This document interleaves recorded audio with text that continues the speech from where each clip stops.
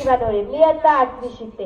आज 8 मार्च एक अत्यंत महत्त्वाचा दिवस, तो म्हणजे जागतिक महिला दिन. सर्वप्रथम सर्व महिलांना जागतिक महिला दिनाच्या हार्दिक शुभेच्छा. हा दिवस केवळ साजरा करण्यासाठी नाही, तर महिलांच्या संघर्षाचा, त्यागाचा आणि यशाचा सन्मान करण्यासाठी आहे.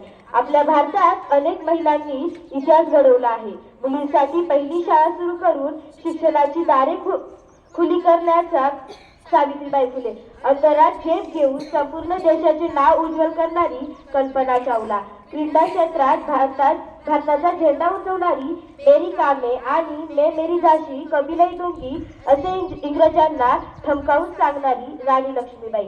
इतिहास काळापासून अनेक महिलांनी कठीण परिस्थितीतून मार्ग काढत आपल्या कर्तृत्वाची अमीर छाप सोडली आहे. यशस्वी पुरुषामागे स्त्री असते हे सिद्ध करणारी अनेक उदाहरणे समाजात आहे.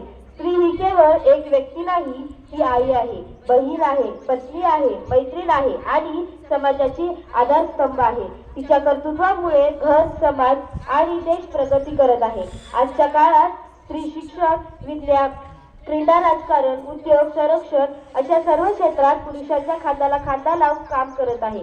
एवढे बोलून मी माझे 2 शब्द संपवते. जय हिंद, जय भारत.